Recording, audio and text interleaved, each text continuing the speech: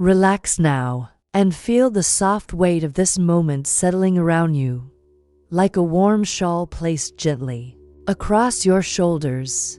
Notice the air at your cheeks, the quiet holding you, the way the surface beneath you supports every curve without asking anything in return. Let your jaw loosen, your brow smooth, your tongue rest softly in your mouth. There's nothing to do, nowhere to be, just this gentle pause, and your breath, moving in and out in its own unhurried rhythm. Let your inhale arrive like a tide, slow and steady, and let your exhale be a long sigh, the kind a hearth makes when a log collapses into embers, soft, satisfied, unhurried. If it helps, you can imagine you're breathing in comfort and breathing out the day. With each breath, feel your shoulders melt a little more, as if warm sunlight were pooling beneath your skin. Your hands unclasp, your feet grow heavy and safe. The small muscles around your eyes soften, and the space behind your eyes feels wide and spacious, like twilight opening over a quiet field. If thoughts wander in, that's all right. Thoughts are like leaves on a slow stream, noticed, then carried along. You don't have to follow any one of them. You can simply watch them drift by while you rest right here, anchored by breath. Breathing in, ease. Breathing out, release. Now, begin to scan your body with a calm, friendly attention. Start at your forehead, like a lantern passing along an old stone wall. Soft light, no rush. Forehead smooth, temples relaxed, eyelids growing pleasantly heavy, cheeks loose, jaw unhooked, neck long and easy, as if a little space has opened between each vertebra, letting your head float a fraction lighter. Let that friendly lantern drift across your shoulders and down into your arms. Upper arms at peace, elbows resting, forearms warm, hands loose, fingers uncurling, palms alive with a quiet hum. Travel down your back, noticing any places that still hold the day. Breathe into them, and with each exhale, let them settle. Chest soft, heart steady, belly relaxed. Give it permission to let go, to be soft and comfortable. Hips wide and supported, thighs heavy, knees at ease, calves unwinding like braided rope gently untwisted, ankles easy, heels cozy, the soles of your feet feeling pleasantly warm, as if they've found a spot by a small crackling fire.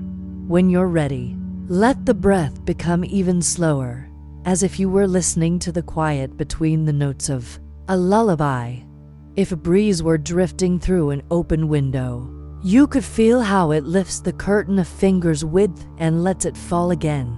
Your breath is just like that, barely there movement, lifting and settling, lifting and settling. And you may notice that with every exhale, you drop another inch into stillness, as though the mattress or the cushion beneath you were welcoming you deeper. If you choose, you can count your exhale softly from 5 down to 1, and let the last number be the gateway into story. 5, sinking a little, 4, heavier and safe. 3, a cozy hush gathers. 2, you are ready to be carried. 1, our story today begins at the edge of a sleepy hamlet, where the fields end and the woods begin, and a solitary abbey rises from the hill like a guardian of twilight. The abbey's stones are old and kind. They've sipped centuries of rain and sunlight, and hold the memory of pilgrims' footfalls the way a hearth holds a flame. Evening is gathering its brew of soft colors, violet and rose, ink and pearl, while smoke from cottage chimneys curls into the cool air and disappears among the first stars. At this hour, a gentle bell tolls for compline, the last prayer of the monastic day. Its voice is deep and round, a sound that doesn't so much break the silence as carry it like a cradle. The old folks in the hamlet will tell you that in the Middle Ages, the bells were tuned so carefully, so lovingly, that their notes could chase storms from the valley. They say the right hum could smooth the brow of thunder, could invite lightning to lay down its fierce jag-quill and rest. And whether or not such things are true, you can imagine, if you wish, that each resonant note dissolves into the hush of twilight, like a drop of dye vanishing into still water, leaving only calm. The bell-ringer of Hollow Abbey is called Brother Rowan.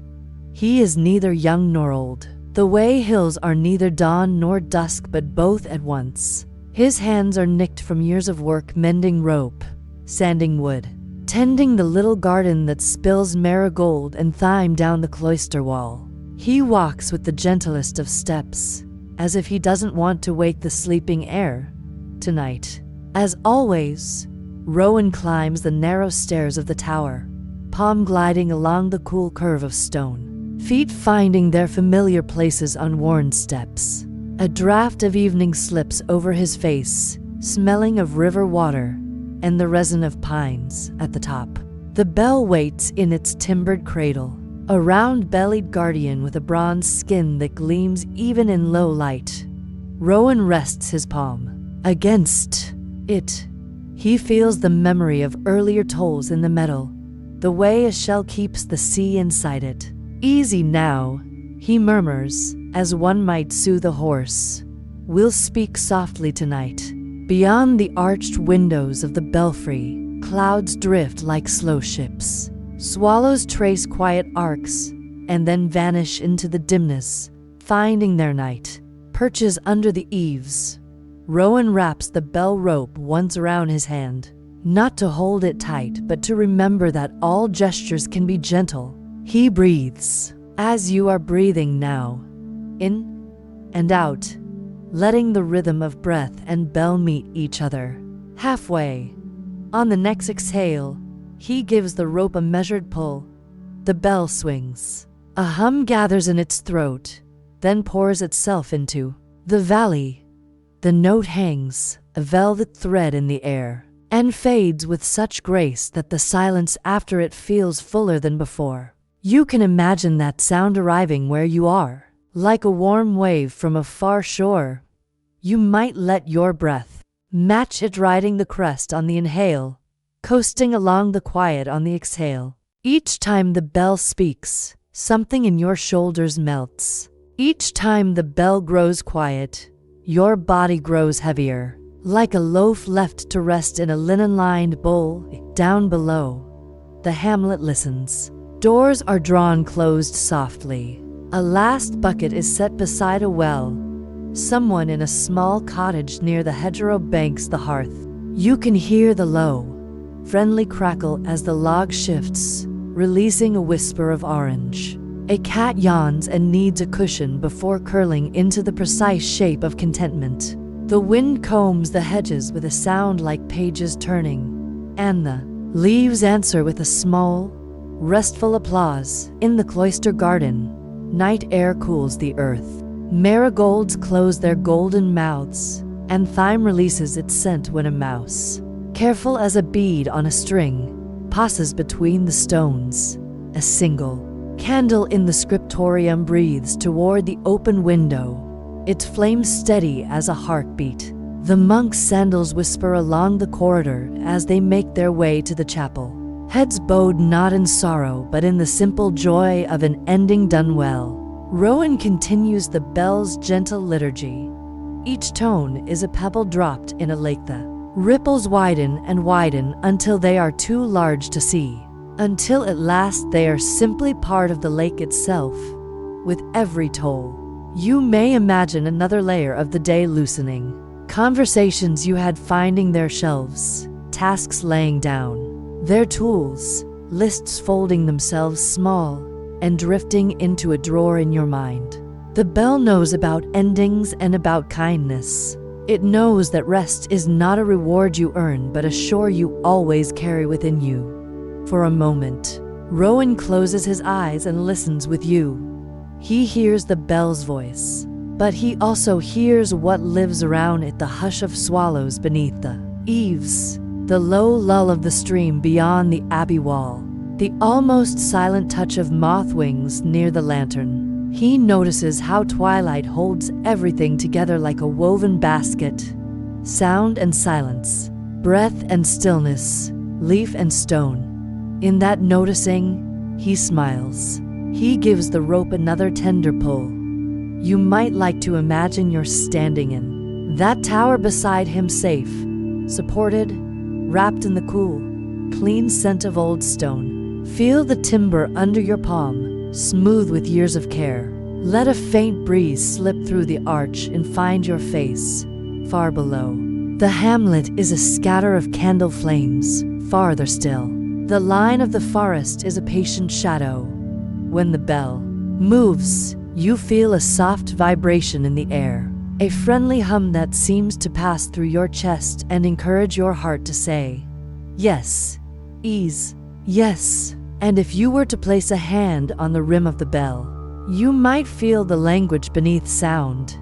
That steady, steady thrum. It's not a command, it's an invitation. It's a reminder that even storms, those within and those without, are just weather passing through.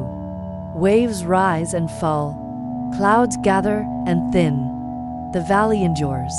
The bell doesn't fight the weather. It simply continues to speak its round, calm syllable, trusting that calm is contagious. You, too, can trust. Your calm is contagious inside you. Each breath is a bell, each exhale, a quieting. The last toll of compline takes its time arriving. Rowan lets the bell settle into silence as one would place a sleeping child into a warm bed. He guides the rope back to its resting place, smooths it, and offers the bell a small bow. Thank you, he whispers.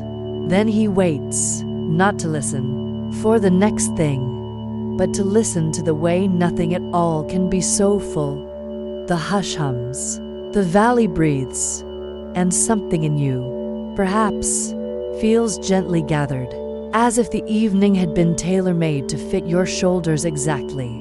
Rowan descends the narrow stair, one palm on the cool curve of the stone, the other trailing along the rope like a fond farewell. In the tower's stillness, the bell's last breath lingers, a velvet hush that spreads through the rafters, down the walls, into the courtyard, and across the tilled fields beyond. You can imagine that hush finding you, too, like a soft blanket tugged over your shoulders, not to hide you, but to comfort you, not to cover the world, but to make it kindly dim. As Rowan reaches the belfry door, the wind greets him, a little ribbon of air that smells faintly of thyme from the cloister beds, of wood smoke from the hamlet hearths, of river stones cooling under starlight. It lays a delicate hand across his cheek and moves on. You can let a breeze like that wander across your own skin, if you wish, an imagined brush of freshness at your ear, a tiny lift of hair at the temple, a drift of clean night air that enters on the inhale and leaves on the exhale, unburdening you as it goes. Outside, dusk folds fully into evening. The chapel's narrow windows glimmer with candlelight, and the sound that rises from within is soft and spacious. Sandal leather whispering over flagstones, pages turning, the almost silent settling of many bodies into pews. Rowan steps through the side door and pauses at the threshold, because thresholds deserve pause. The wood is smooth under his fingers, polished by generations of hands. In that pause, he lets his breath meet the chapel's breath, slow in, slow out, as if the whole abbey were a chest rising and falling. If you like, match him now. Inhale to the count of 4, gentle as a tide touching the shore. Exhale to the count of 6, long and unhurried, like the tide slipping back over wet sand. Do this 3 times, and imagine each out-breath as a bell note that never needs to be heard to do its work. 1, and the shoulders loosen. 2, and the spine rests easy. 3, and your mind becomes wide enough to hold only calm. Rowan moves toward his small place near the back. He is the bell's keeper, after all, and likes to sit where the chapel's sound gathers and drifts. He kneels with care. He feels the wood warm his knees. He lets the prayers rise and fall around him like a simple weather, gentle rains of Latin syllables. A hush of shared silence, the occasional creak of the rafters settling into night. He thinks, not in words but in sensations, of the bell's rounded kindness. He thinks of storms that once prowled this valley and found themselves quieted by bronze voices. He thinks of ordinary lives tucked like seeds beneath the soil of evening. You might imagine sitting on the smooth bench beside him. You might feel the wood's grain under your fingertips, the coolness of stone near your knees, the tender roar of quiet that fills a room where many are resting together. Candlelight plays on old paint, on threads of gold in a stitched banner, on the curve of a clay water pitcher. Somewhere nearby, a little coal in a brazier shifts and sighs. The sound is like a long exhale, a sound you can borrow for your own breath if you wish. After the final soft chant, the chapel's hush deepens further still. The monks rise, not like an army but like grass leaning the same way in a breeze, and file out. Rowan lingers, as a bell ringer often does, bringing up the end of the procession with a gentle patience. He likes to let the silence introduce itself properly to the night. He bows his head once more to the empty pews, not out of habit, but because gratitude likes to tell the truth while no one is looking. Then he turns toward the cloister. The cloister is a square of peace open to the stars. In its center, an herb garden keeps its own book of scents, lavender tucked like bookmarks among the sage, rosemary pencils standing thin and upright. The path is made of pale stones that hold daylight like memory, releasing it now as a faint warmth. Rowan walks this path the way one walks along shelves of books, not to hurry, but to notice. He stops by a patch of thyme, bends and rubs leaf between thumb and forefinger, and breathes. Sleep. The aroma seems to whisper. Sleep. You can allow a word like that to sit in your chest, small and friendly, like a moth resting its wings. If you wish, come with Rowan along the cloister walk. Feel the night feathering your hair. Notice the hush of the fountain, a small, steady trickle over stone, its cadence indifferent to worry, its patience older than plans. Each footstep you imagine is another step down, another step into rest.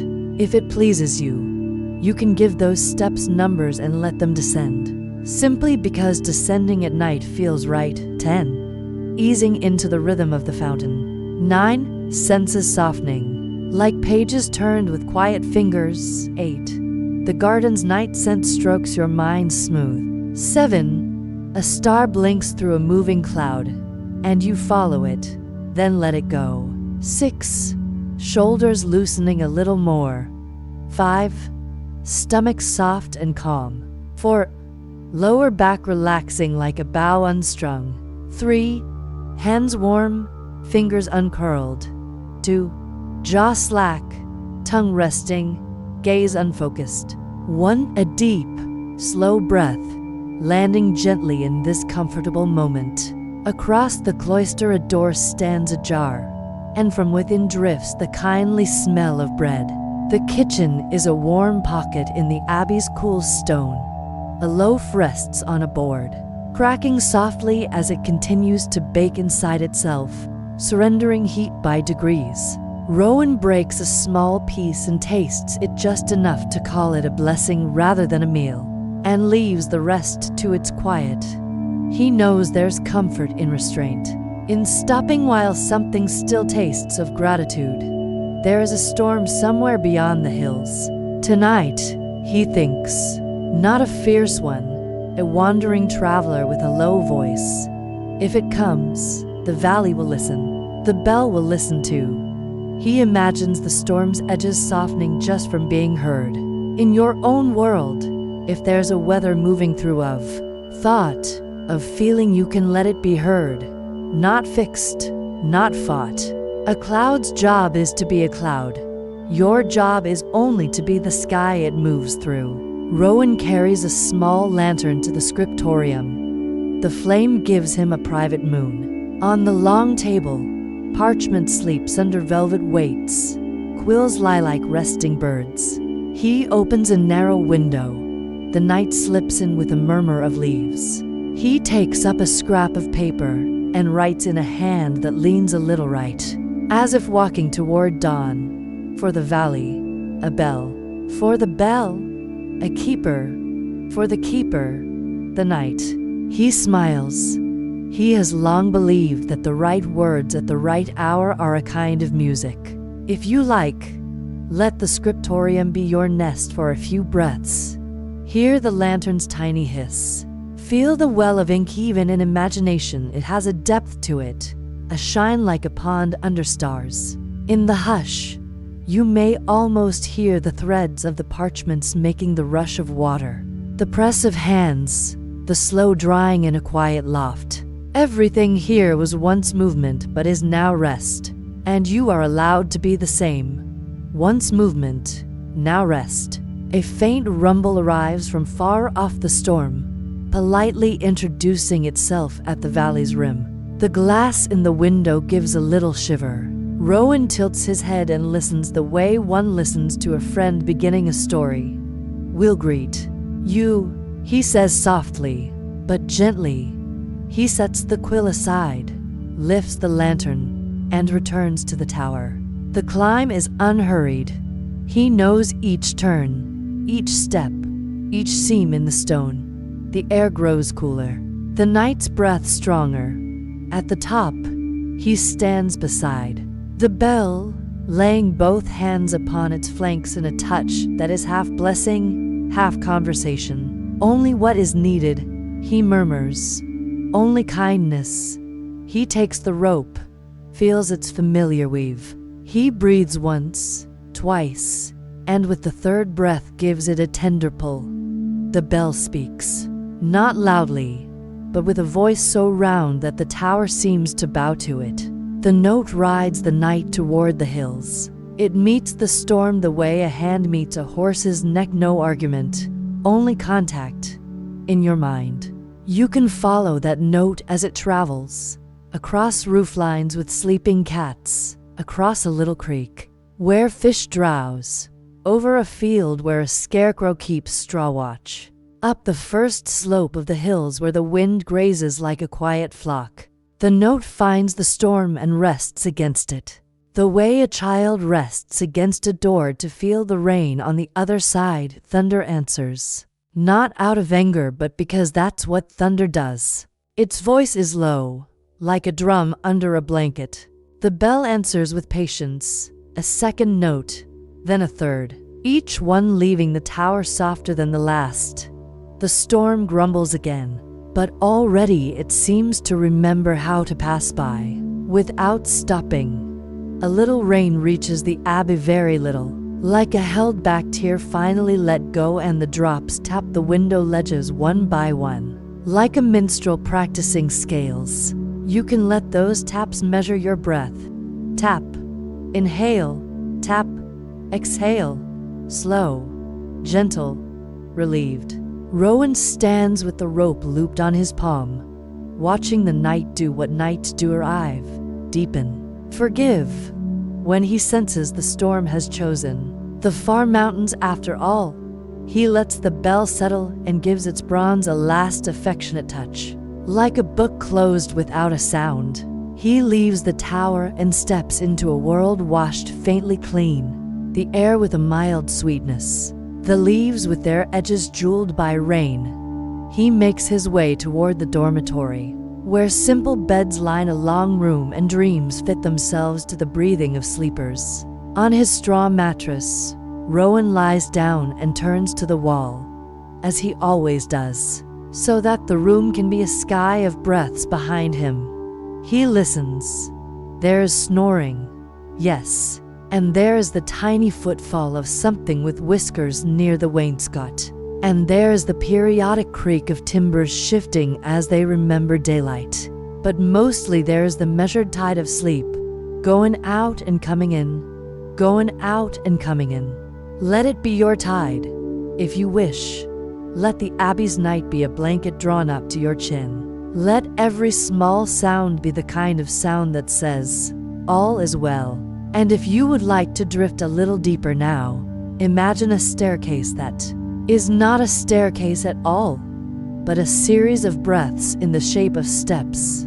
With each breath, you go down one, and the world gets softer, and the bed beneath you gets kinder, and your thoughts find small nests where they tuck their heads and sleep. 10, 9, 8, 7, 6, 5, 4, 3, 2, 1. At the bottom of your breath, the valley spreads out like a simple map of comfort dark fields. The pale thread of a road, the square shadow of the abbey, the soft curve of the river easing around it all. Rowan's breathing joins the room's steady tide, and the night smooths over him the way a hand smooths linen. You can let that same smoothing pass over you now: forehead, eyes, cheeks, jaw, throat, shoulders, chest, belly, hips, legs, feet, an easy sweep. Like a slow breeze moving over tall grass and laying it gently down in the dormitory. A small hearth keeps its quiet vigil. The fire is low, banked. It speaks in tiny crackles, a language of ease. If you listen, you can almost hear single grains of resin surrendering to warmth. Each soft pop is a reminder that let go happens by degrees, not all at once. Imagine you're near that hearth, feeling the skin temperature glow that never crowds you, only takes the edge off the cool. Your breath matches it. Gather, release, gather, release. Outside, leaves turn their pages in the breeze. Not a book you must read, only a sound page after page, easy to skip, easy to keep. A field mouse nested somewhere in straw makes a small, contented rustle, no alarm, just the tidying of a tiny home. A night bird gives one note, and then another, as if testing keys on an old instrument. The notes fall into the quiet, and the quiet keeps them the way a pool keeps stars. Your thoughts can be like this, to small notes, then rest. A thought arrives, gives its shape, then finds the water, and floats away in sleep. Rowan dreams the bell is a lake and his hand skims it, leaving a ring that widens across the valley. He doesn't press, he only touches. The ring moves outward until it is so large that it is simply the lake. In the dream, a cloud arrives with a solemn face and says it has come to try its thunder. The lake gives one round answer, and the cloud's sternness loosens into rain, soft as a blessing. If there are any stern places in you tonight, worry. With a square jaw, a plan with its fists up, they can feel that same loosening now. No fight, just the bell lake answering in a tone that turns fists to open palms. Down in the hamlet, someone wakes to stoke a fire. The poker nudges ash, and a handful of embers glow, then flare into small tongues of light. The sound is gentle, a cross between a sigh and a whisper. There's a kettle set near the edge, not boiling, only thinking about it. Steam noses upward, then disappears into the wooden beams. The person let's call her Ellen stands at the doorway with her mug and breathes the kind of breath that says, "This will do." Her dog curls in a circle that tells the floor it is loved. Outside Ellen's door, the hedgerow leans into the wind and lets it comb through. The leaves accept the combing like a good brushing. Before bed, you can borrow this acceptance, the sense that all of this, the mug's warmth, the heart's hush, the wind's careful hand, is enough for now. If you want, you can let your imagination walk the road that runs from Ellen's cottage to the abbey gate. It's a simple road, pressed by cartwheels, softened by rain, dried by sun. Tonight it has a clean smell, wet earth giving way to cool stone near the gate. As you approach, you can hear water from the cloister fountain echoing through the arch, each drop finding its place and making no complaint about it. The gate is half open. You do not need to push it. The night is already welcoming you inside. A lay brother moves with a lantern, wick turned low, so the light is kind to darkness. He checks a latch, straightens a stool, places a folded cloth over a bench to warm it for morning. The cloth holds heat the way a memory holds kindness. Both are ready to be found when needed. He hums without knowing he's humming. The tune is small, 3 notes that repeat, like breath. You may notice now that your own breath has become a small tune, nothing dramatic, just the steady music of being here, safe, unhurried. Let your eyelids grow heavier. If they drift closed, you can still see inner seeing, the kind that makes soft pictures. Picture the bell rope in the tower, resting now, its fibers faintly fragrant from hands and time. It holds the memory of every pull, and yet it asks nothing. Some things carry us without effort on our part.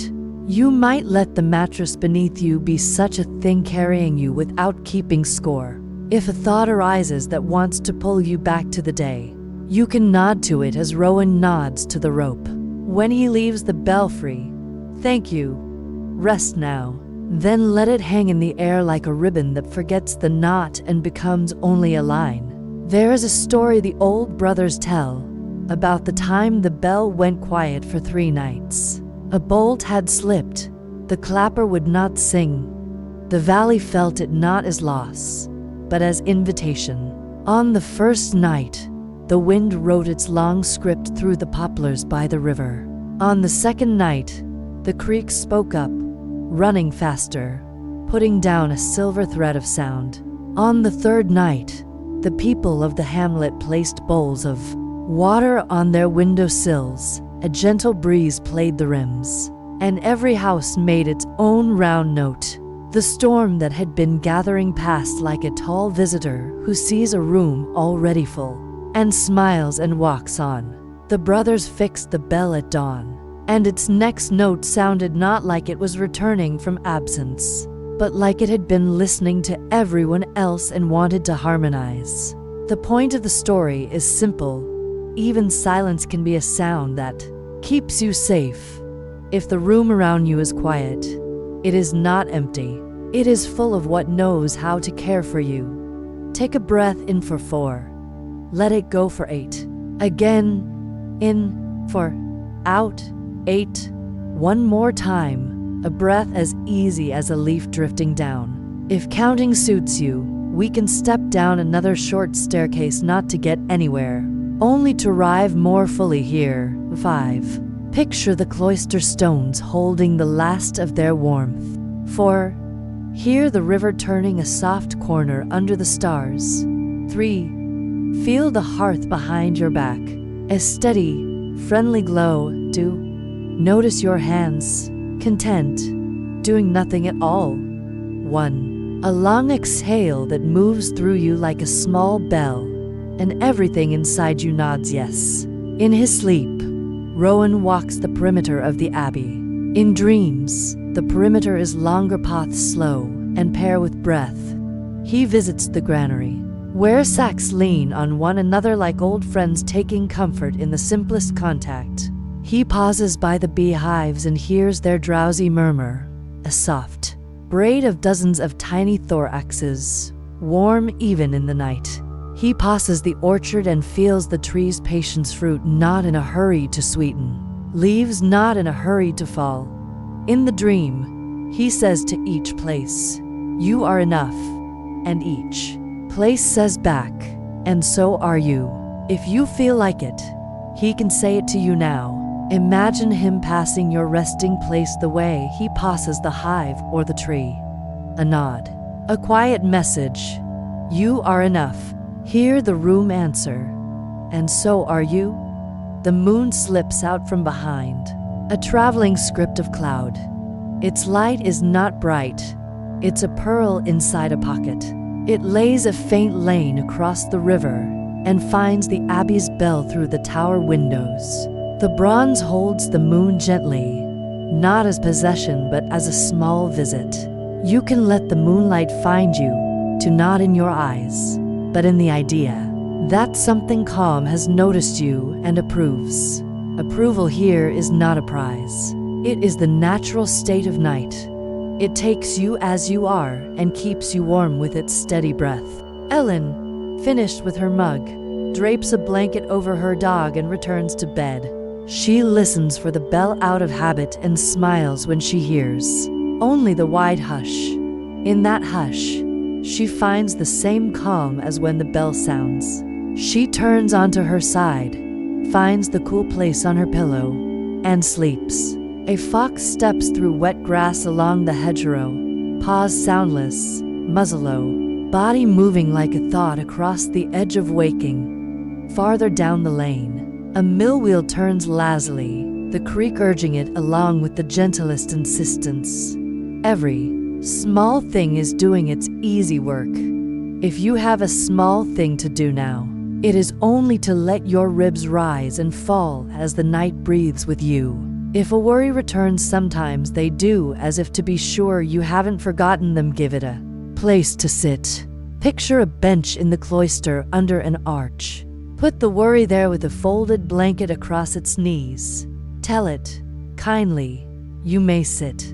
You may rest. I will not ask you to leave or to speak. Most worries tire quickly when they do not have to perform. They yawn, they soften, they listen to fountains and the faint rustle of rosemary, and then they doze. When they doze, the bench holds them well. You can visit in the morning if needed. For now, leave them there as safe as any sleeper in the dormitory row. Rowan turns in his sleep and sighs, a sound like a door closing softly in a house you love. The dormitory breathes on. A draft slips along the floorboards and up the wall, and vanishes into the rafters. Above the rafters, the tower keeps its quiet watch. The bell, even at rest, hums faintly, a sound you cannot hear with ears, only with the part of you that feels when the room is just right. Let that hum be your pillow's softness now. Let it be the weight of the blanket against your shins, the shape your head finds without trying. We could end here, but endings can be even softer if we step a little farther into the night together. Down a short path of breaths 10 to 1, and at the bottom, there is simply sleep, waiting without impatience. We'll go lightly 10. The wind gentles 9. Leaves settle 8. Embers breathe 7. The river's shoulder relaxes 6. The fields loosen their seams 5. The abbey stones cool 4. The bell smiles in bronze silence 3. The night smooths like silk 2. Your body sinks another inch 1. Rest somewhere between one breath and the next. The dream deepens like a boat letting its anchor line slip one ring farther into the quiet water. The abbey floats in that calm, lantern light pooled in warm circles, shadows gathered like folded cloaks. You can feel how the night holds everything steady, the way a cupped hand holds a small bird without closing too tight. In Rowan's sleep, a memory steps forward as softly as a cat on padded paws. He is younger, his hair more salt than snow, and he stands in the bell founder's workshop on a spring afternoon. The door is open. A breeze brings in the thin honey scent of hawthorn and the crisp tang of metal. Outside, the village hums its easy workday. Inside, everything has the friendly sheen of used chisels arranged in sunned rows. A rasp with a handle polished by decades of palms, bowls of sand. A tuning fork with its stem wrapped in linen to keep it from slipping. Master Aldith is there, sleeves rolled, eyes bright with the kind of kindness that is also precision. She taps the bell's lip with a slender mallet, then stills it with 2 fingers. Listen to the circle, she murmurs.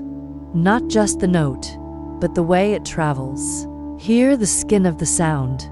She is not speaking poetry, she is speaking accuracy. But accuracy here is gentle.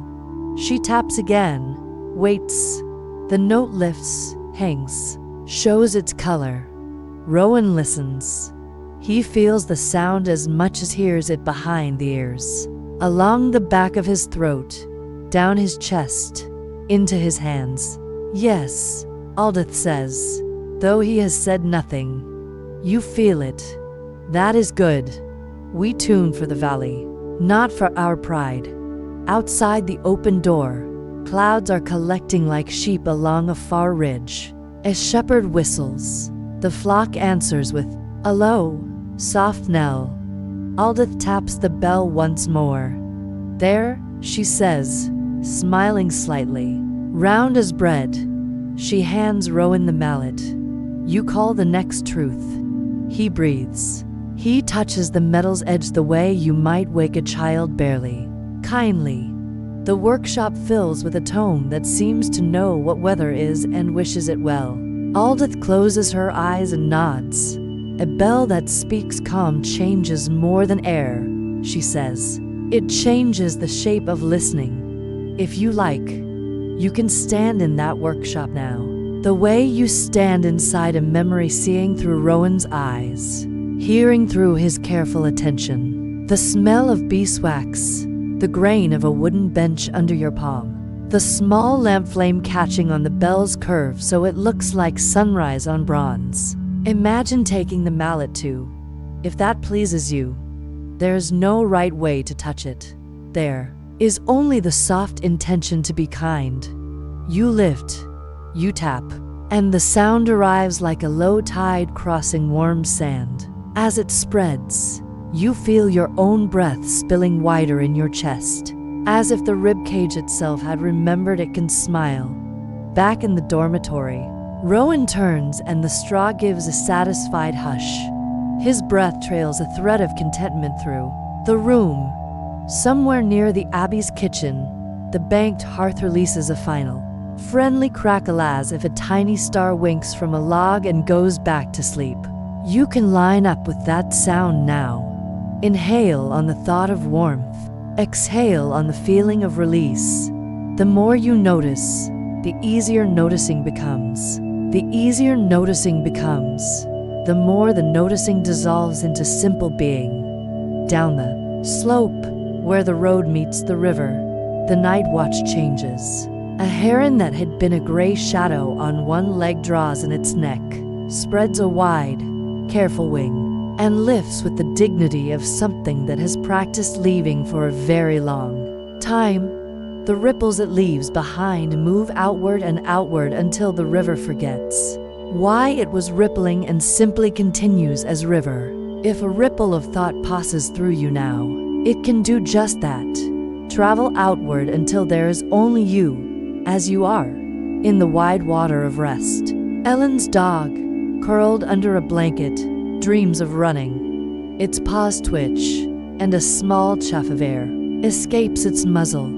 The sound is the gentlest bark in the world, the kind that belongs to meadows and buttercups, and the measured chase of sunshine across a floor. Ellen in her sleep feels the blanket shift and smiles in the half-country between dream and waking, then drifts again into the deeper wood of night. You can let your own body find the path of least effort in just the same way. A shoulder loosens. By a leaf's width, a knee sinks and feels understood. The tongue rests against the lower molars, a small raft on a soft, slow river in the tower. The bell is moon-cool. An owl takes the sill for a moment, swivels its round, thoughtful face, considers the world, and leaves without a sound. The bronze holds the owl's absence like a small compliment. Even when nothing happens, something is being tended to. Even when there is no peal, there is a promise. As dreams turn their pages, another memory offers itself, gentle as turning parchment. Rowan is in the cloister, later that same spring. He has a length of new rope coiled over his shoulder, soft and pale, smelling of plant and sea. A child from the hamlet has come with her mother to leave a basket of eggs at the kitchen and see the garden. The child stops under the tower and looks up. "Does the bell know my name?" she asks. Not shy, not bold, only curious. Rowan crouches, the rope sliding to a nested loop on the stones. "It knows everyone's name," he says, "but it says them all the same way, with kindness." The child considers this. "Then it knows the storm's name too?" she asks. Rowan nods. "Yes, and when it says it kindly, the storm remembers how to be rain." You can let this be a simple truth for tonight, that when anything in you is called by its right name with kindness, it remembers how to be gentle. Tension called tension becomes breath. Worry called worry becomes a visitor on a bench under an arch. Even the mind's stubborn weather, called weather, becomes a sky that keeps its own calm while clouds come and go. If you'd like another small staircase, we can tuck one here, 5 steps carved from breath, leading deeper into the abbey's soft interior, where torches glow low and time is more cushioned than clock. 5. Feel the pillow meet your head the way a palm cups a smooth stone from the river. 4. Hear the soft stitch of night sewing the hems of fields. 3. Smell a clean hint of rain still lingering in leaves. 2. Sense the bell's round silence, the kind that listens back. 1. Drift. A cat, not the owl, not the fox. This is the abbey's own gray-mottled cat, who answers to no name and to every kind the spads across the cloister. Ash, some call it, for the smudge on its nose. It knows the warm places by heart. The baker's bench after dawn, the sill where sun arrives mid-morning, the spot of lantern light that summons moths like tiny dancers at evening. Tonight, it chooses the dormitory threshold. It sits, wraps its tail around its paws, and closes its eyes nearly, not quite. The purr that gathers in its chest is not loud. It is private thunder, the subtle strum. If you place an imaginary hand near that small rib cage, you can feel the hum pass into your own palm, up your forearm, across your shoulder, into the base of your skull. Purring is permission. You have it now in the mill by the creek. The wheel turns lazily whenever the current insists. The paddles lift, spill, lift, spill. Work so gentle it looks like rest, and rest so steady it feels like work. In a high window, a moth thuds once, then finds the way out and rides the cool dark with satisfied wings. The creek itself tells its single story over and over. Stone, water, song. Your breath can be that uncomplicated. Chest, belly, song in the hamlet. A shutter taps and then settles. A rope on a post makes a small thrum when the breeze changes direction, one low note. Then stillness. That note threads its way to the abbey and into the tower and rests in the bell as if returning to its nest. Everything completes itself easily. Even thoughts that began hours ago and went looking for conclusions now return like swallows to the eaves. You don't need to close the ledger. The night closes it for you. The ink dries. The page turns. The book sleeps. Rowan's dream bends toward morning for a moment, not to bring it sooner, only to show it waiting far down the lane where it always waits. A pale gold resting behind hills. Dew taking notes in tiny silver script on grass. A first cricket punching out the time but deciding to wait. 2. The dream sees dawn and bows to it, then drifts back to night's middle. There's no hurry. Sleep is a long room with many comfortable chairs. You have chosen one near the hearth. You can change chairs without waking. You can stay and sink like a pebble and watch the ripples disappear. If any part of you is still hovering, an ankle uncommitted to the bed, a stray thought circling offer it something simple to do. Let the ankle match the weight of a ripe pear in your palm. Let the thought count the faint chimings of the fountain in the cloister. Drip, rest, drip, rest, drip, rest. And then forget what it was counting, because forgetting is safe here in the tower. The bell dreams too. Bells, like houses and old books, learn from the hands that love them. It dreams of all the names it has said with kindness, and of storms that changed their minds.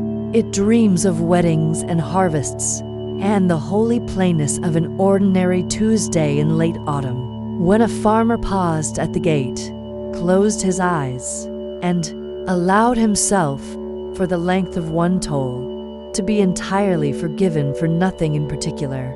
It dreams of you, though it has never met you, because calm recognizes calm, and the bell keeps a list of those it has met in dreams to greet them. Once, in waking, the list is written not in ink but in the way sound remembers a room. Soon, much later, birds will write little cursive lines on the air. A kettle will remember how to sing. Sandals will whisper along the passage toward lauds. But not now. Now, everything is suspended in the gentlest way. Held, not held down. Your breath knows this. Your bones know this. Even the small muscles along the spine that like to hold on and on are letting go in increments, like buttons slipping patiently through their loops. For this last part of our drift tonight, we'll walk a row of 7 bellflowers in the cloister garden. Each one closes as we pass, and with each closing, your mind's lantern dims to a softer, kinder glow. 7 a bellflower bows. The skin around your eyes slackens into quiet. 6 a bellflower folds. The cheeks release their last, tiny effort. 5 a bellflower tucks. The jaw hangs loose, whole mouth easy. 4 a bellflower sighs. The throat widens, swallows slow and comfortable. 3 a bellflower rests. The chest settles, breath broad and low. To a bellflower dreams. The belly is warm, wide as a small sea. 1 a bellflower sleeps. The legs are heavy, the feet forgotten, the whole of you held and still. If sleep wants to deepen, it knows the way. Gravity knows. The mattress knows. The night knows. You do not have to show them. You only have to let them. Batch 05 in the hush that follows. The abbey seems to breathe you, and you breathe the abbey, an easy exchange, like tide through reeds. Let that feeling spread the way ink spreads in clear water. Slow, inevitable, beautiful, to watch, and even better to relax into. Every place that once gripped now finds it can rest. Every thought that once asked for answers now remembers it can be a feather settling on a sill. Somewhere beyond windows and rafters, the river combs the bank with soft fingers. The reeds reply with a rustle that could be mistaken for pages in a big, kind book turning themselves. You don't need to read those pages. They read you, every breath a line, every exhale a period, complete as it is. Rowan's dream thins to a satin translucence and lets the night itself show through. And the night reveals a story the brothers sometimes whisper in winter, when snow softens the world and the hearth keeps a gentle counsel. The story of the hollow, for which the abbey is named. Long before the first stone was set, a bowl-shaped valley lay here, and storms skated along its rim the way a finger skates a goblet, calling forth a ring. Travelers would camp at the edge and listen to the wind sing in that natural bell, and even the horses would lower their heads, calmed by a sound they could not see. When the abbey rose, the masons aligned tower and arch with the hollow's curve. so that any bell hung there would speak not just to ears but to shape the way water, poured into a vessel, takes the vessel's form and then becomes itself again. You can feel that right now, how the container of your rest fits you perfectly, how you spill into it without effort and somehow become more yourself by relaxing within it. When the first bell was cast, the founder no name remains, only the imprint of careful hands mixed a pinch of river sand into the mold, and a pinch of ash from a hearth where a mother had warmed milk for a waking child. Let the valley and the home both live in this sound, the founder said, not as a proclamation, but as a blessing.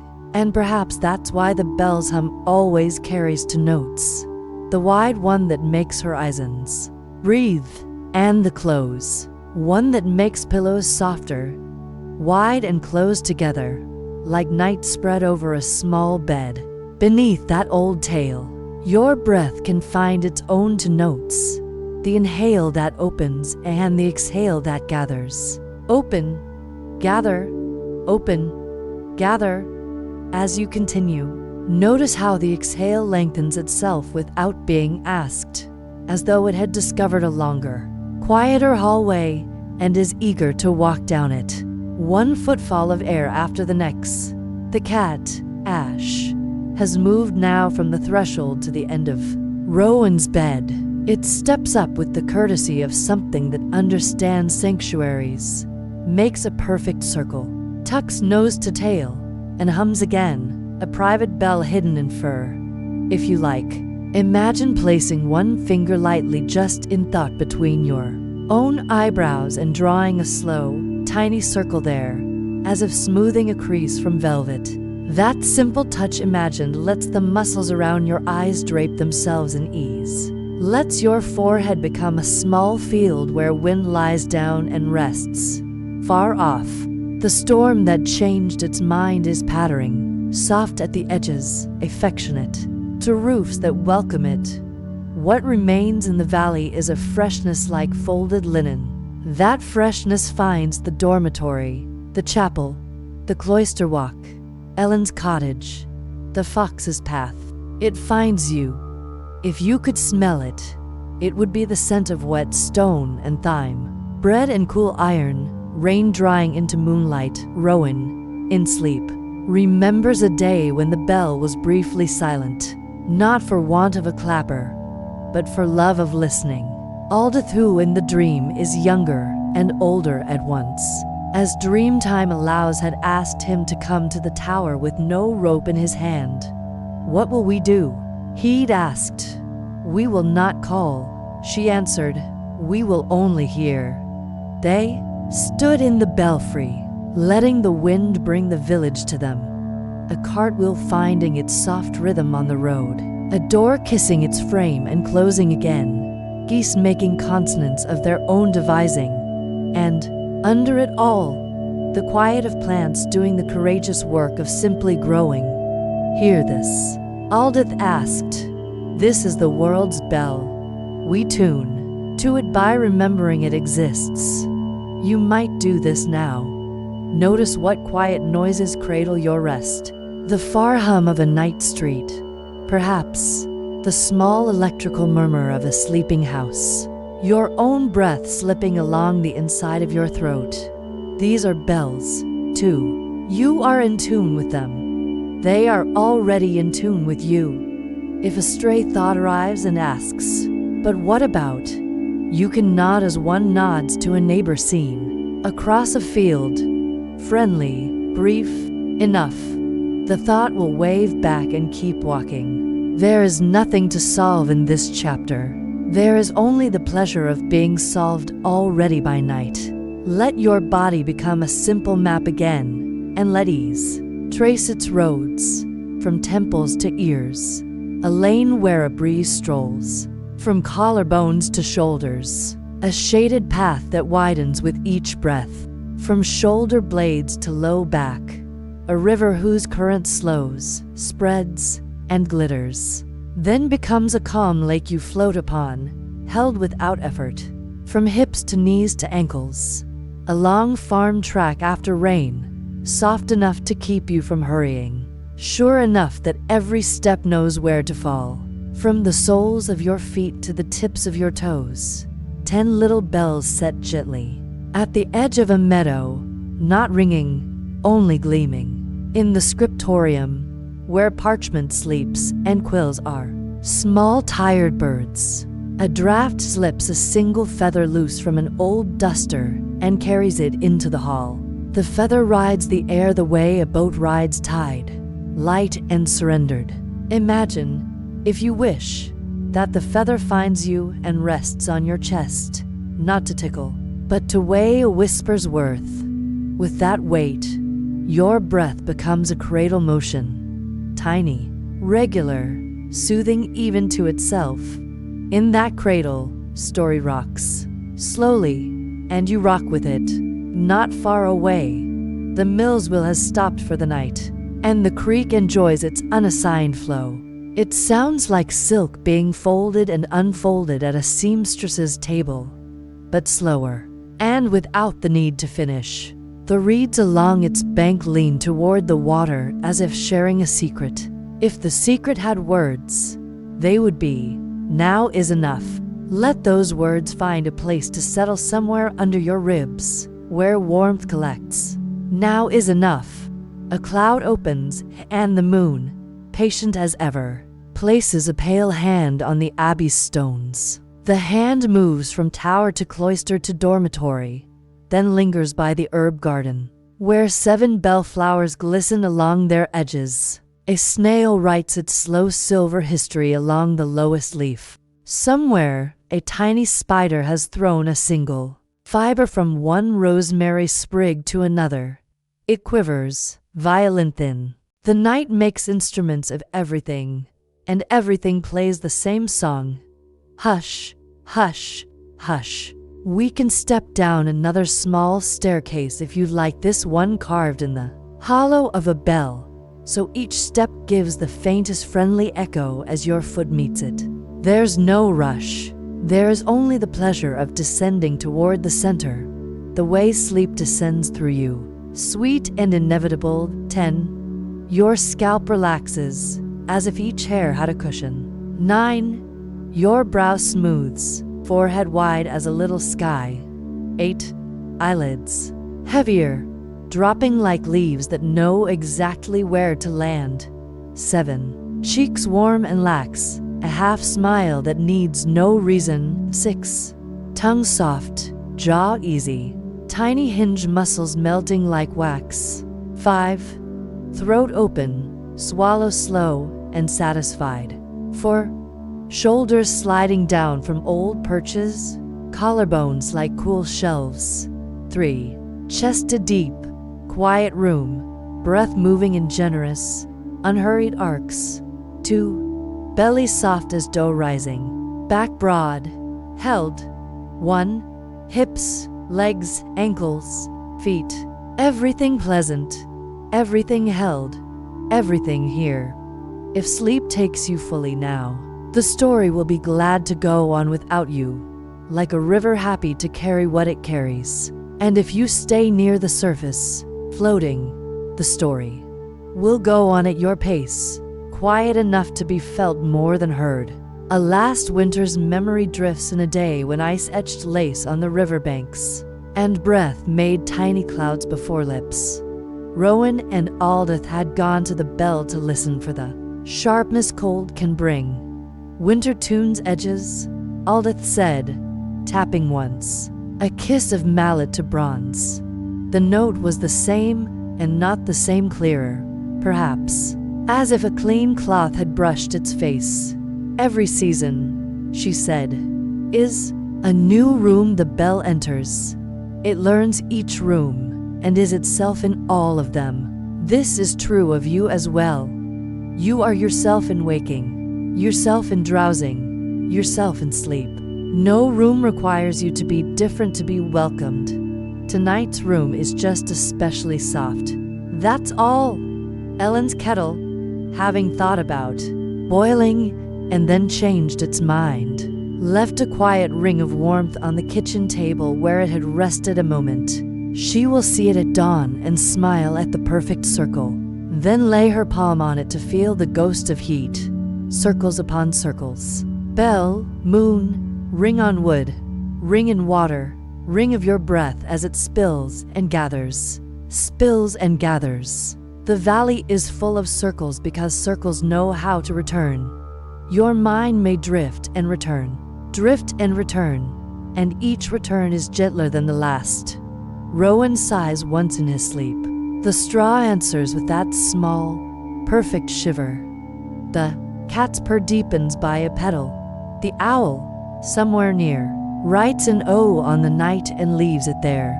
Even the stars seem rounder, and you, simply breathing, are part of the roundness that keeps this place safe.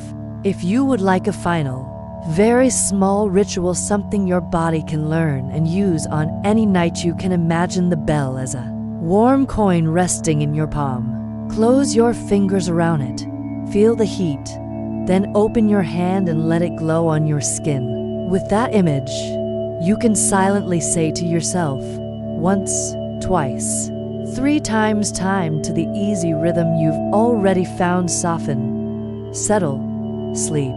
The words don't have to be crisp. They can be mumbled in the language of comfort. They can be only breath. Now, let the words dissolve, the image fade to amber. The breath continue without supervision. The story is content to fold itself around you and watch over you like a shawl caught on one shoulder, warm and weightless. All is tuned, all is gentle, all is well. Batch 06, the abbey keeps its quiet promise. Roof slates shed a last glimmer of damp. Rafters hold the hush like cupped hands holding warm water. You can feel yourself held in the same way, supported without pressure, surrounded without crowding. If there's a place inside that still hums too loudly, imagine the night laying a soft cloth over it, the way a caretaker lays a towel over a singing bowl to let the vibration settle. The hum eases, the cloth warms. Your breathing becomes a low tide that knows exactly when to arrive and exactly when to slip back. A breeze wanders in from the river and threads the cloister, thoughtful and slow. It carries the smell of wet thyme and cool stone, and the faintest ember scent from the dormitory hearth. That breeze lifts a corner of your blanket only a finger's width, then lets it fall again. Lift and fall, lift and fall. If you want, let your breath be the same. Gentle rise, softer release. With each release, drop a little deeper, like a leaf floating through lamplight and coming to rest. Rowan, still sleeping, turns toward the wall and smiles without knowing. The straw whispers. At the end of his bed, Ash the abbey cat folds tighter and purrs, a private thunder the ear can barely hear but the body recognizes. Let that purr be the baseline of your rest. Imagine its hum nestling at the base of your skull, warm along your spine, heavy in your hands. Every exhale strokes that hum once, and every inhale brings it back to you, unchanged and steady. In the tower above, the bell dreams of the tuning room, of benches rubbed satin by palms, of the neat row of mallets, of a bowl of water set in a circle of chalk. Aldith would tap the bell, then calm it with a touch, then tap the bowl's rim with a wet finger, and listen for the way water sings. Here, she would say softly, as if to keep from startling the note, the water holds the sky, the bell holds the valley, and together they decide the weather in the heart. You can imagine your breath as that water bowl, now smooth, clear, reflecting a pale moon inside you. When the finger of attention glides along its rim, the tone that comes is kind, and your whole body agrees. A few drops still fall from the eaves, one by one, measuring nothing in particular. If counting is comfortable, you can let those drops be your steps, not to arrive, only to descend deeper into ease. 7. A drop slides from slate to air, and your forehead loosens. 6. A drop finds stone, and your eyelids grow heavier. 5. A drop slips into moss, and your jaw releases. 4. A drop rests on thyme, and your shoulders broaden and settle. 3. A drop lands in the cloister basin, and your chest floats in a wide, slow breath. 2. A drop kisses earth, and your belly deepens into warmth. 1. The air itself sighs, and your legs go pleasantly absent, like oars lifted into a boat. In a loft above the kitchen, bundles of lavender and rosemary dry on twine, their oils resting, their perfumes learning patience. Even in the dark, their presence is a suggestion. Calm is a scent the night knows by heart. If it pleases you, imagine a small sachet linen, soft, cool, laid at your collarbone. With each inhale, a whisper of herbal sweetness slides in. With each exhale, the day steps further away, closing the door behind it without a click. Time doesn't vanish. It slows to the pace of a hearth. Hear it in the small, friendly crackle from the banked fire, the sound of sap remembering sunlight and giving it back as comfort. Hear it in the rustle of leaves along the cloister walk, pages turning themselves, with no expectation of being read. Hear it in the river's steady consonant, the easy ch, sh, hush that moves through reeds. You can line your breathing up with these quiet sounds until the line of breath and the line of night become the same line. Unhurried and sure in his sleep, Rowan meets Aldith again in the belfry. She stands with her hand on the bronze, eyes on the valley. When people ask what we're doing up here, she says, I tell them we're not sending sound into the world. We're shaping listening. Her fingers tap the bell the way one might tap a friend's shoulder, light, affirming, present. The note rolls out, low and round, and the dream valley lifts its head like a dog hearing its name spoken kindly. Do you feel where it lands? Aldith asks. Rowan nods. He feels the note in ribs, in wrists, in the back of his knees. Good, she says. Always let it land where it wants. Don't aim. Invite. You can do that, too. Don't aim your attention. Invite it. It will settle in just the right places without effort. If a thought returns, you know the kind. A remember to or a what if. You can imagine handing it the soft rope that hangs in the tower. Hold this for me. You might say. The rope is pleasant in a thought's hands. It has weight and weave and a faint perfume of oil and rain. Thoughts like to be given something simple and real to hold. Let the thoughts stand there, content and occupied, while you rest. In the morning, rope and thought will still be there, but you will be lighter. We can take another gentle descent, 12 steps this time, each one a breath.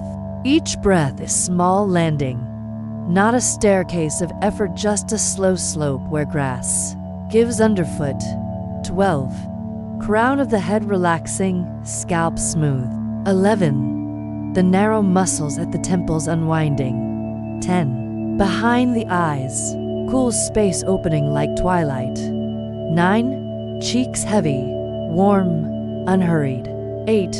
The tongue resting low, teeth parted, jaw easy. 7. The back of the neck long, shoulders soft, collarbones like calm shelves. 6. Arms heavy and kind, elbows unguarded, wrists loose. 5. Hands content, palms warm, fingers uncurled. 4. Chest wide and slow, breath like a lullaby you barely remember but trust. 3. Belly loose, soft, a small sea at peace. 2. Hips releasing, legs aligned, knees smiling in their sleep. 1. Ankles and feet forgotten in the best way, as if the earth had agreed to hold them for you. Below the dormitory window, the cloister fountain keeps its promise. Water meets water, then meets stone, then meets water again. It is a loop that never tires because it never tries to be anything else. If there's a loop in you that used to feel like worry, you can let it learn from the fountain. The movement is the same, but the meaning is different now. Flow, settle, no story attached, only rhythm. Somewhere in the hamlet, a shutter taps once, then twice, then rests, and the house behind it sighs into the night. Ellen dreams of kneading dough. In her dream, the dough breathes with her, and that is all that happens, and it is more than enough. The fox slips along the hedgerow, pauses to sniff the damp leaf litter, and writes a thin crescent of paw prints onto the path, a secret script that no one needs to read. The world continues, quietly competent. You are allowed to be the same, high in the tower, where moonlight paints a thin silver on stone. An owl returns to the sill and regards the bell. With the grave courtesy owls offer anything that keeps the night company. The bell does what bells do best at this hour. It listens. In that listening is a suggestion you can take with you. When you soften and listen to yourself, your breath finds its own bell note. It hums through the chest and eases into the belly and spreads into the limbs. You don't have to make it happen. It is already happening. If later hours from now, or in some gentle middle you stir, your hand can find the rope of your breath and give it the smallest, kindest pull, in and out, and the note of calm will return, instantly familiar. In, the valley opens. Out, the valley rests. In, comfort arrives. Out, comfort remains. This is how you return, always softly, kindly, without effort. For now, let the night have you completely. Let the bed be a boat, the room a harbor, the breath a tide. Let the wind turn a page and find you already asleep in the story it reveals. Let the hearth keep its tiny crackles, the leaves keep their secret applause, the river keep its folded silk. Let the bell smile in silence, bronze learning, moonlight. Everything that needs tending is being tended by the simple fact that you are here, breathing. And as you drift, the abbey drifts with you. The hollow of the valley holds the abbey holds the bell holds the night holds you, circles within circles, soft and certain. The storm has long since become a memory of rain on distant roofs. The fields are stitched with dew. The sky is a velvet ledger close for balancing. Your name is written in its pages with kindness. Sleep, then deeper, softer, slower. And if a part of you stays awake to listen, let it be the kind of listening that is also sleeping, the way a cat's ear moves once and then settles, the way a bell keeps its song inside until morning asks, and only then offers it, round and calm.